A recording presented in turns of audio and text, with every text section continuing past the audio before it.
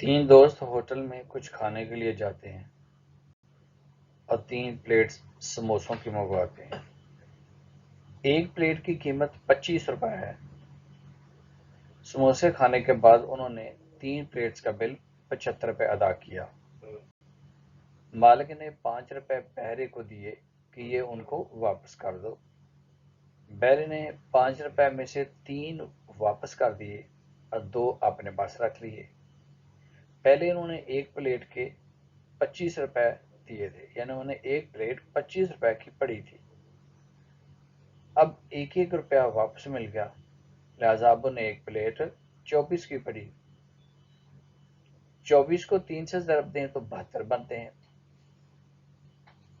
2 روپے بہرے نے رکھ لیے تو یہ 74 بن گئے، حالانکہ انہوں نے 75 دیے تھے۔ 74 کیسے بنے؟